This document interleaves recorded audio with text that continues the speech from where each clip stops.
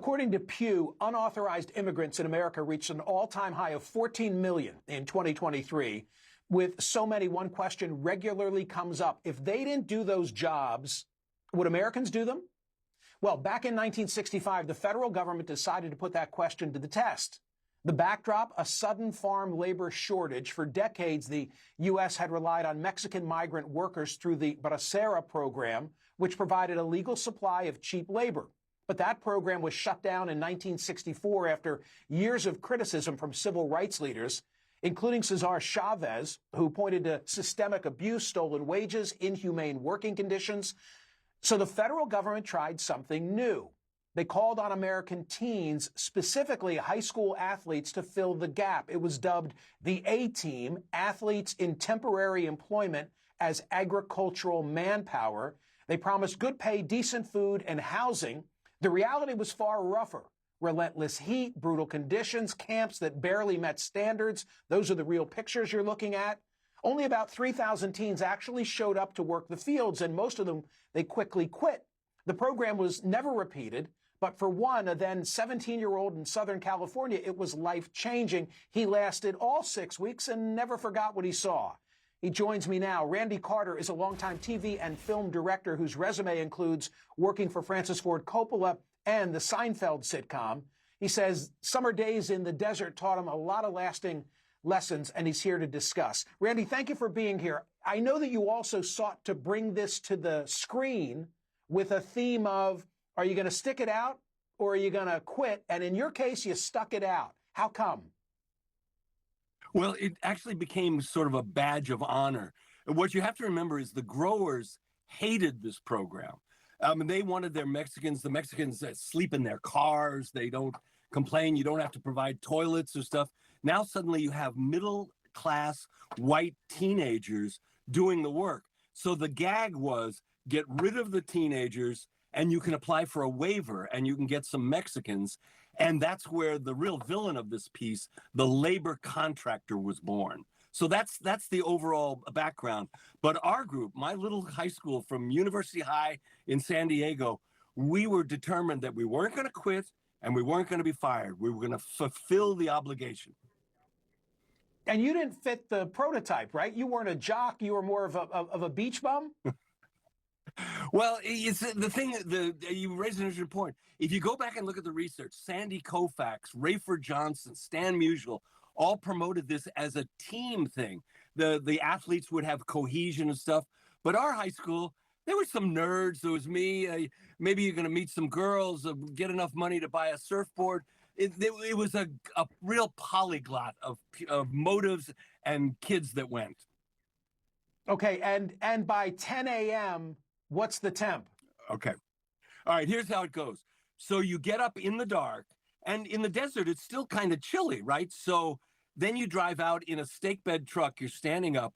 By 8 o'clock, it's 80 degrees. By 9 o'clock, it's 90 degrees. By 10 o'clock, it's 100 degrees. By 11, 110.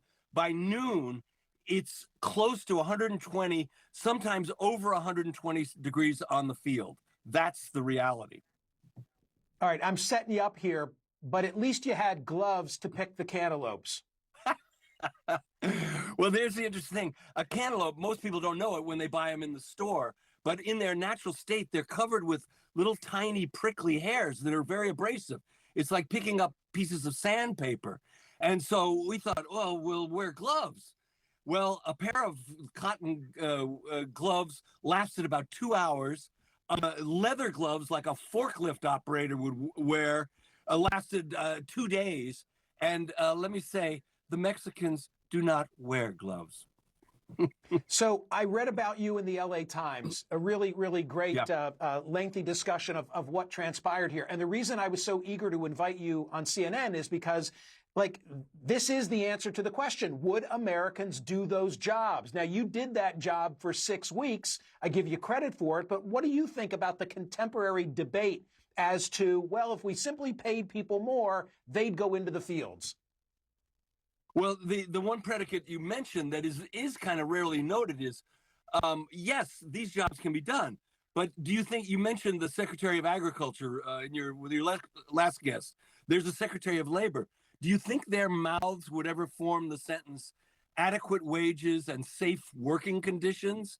So, yeah, I can cross Sunset Boulevard at rush hour, but if the traffic doesn't stop, I'm going to get killed. So unless these jobs pay adequately and there's protection for the workers, how about unionizing them? Then the union provides the workers. So those part of the equations are never mentioned.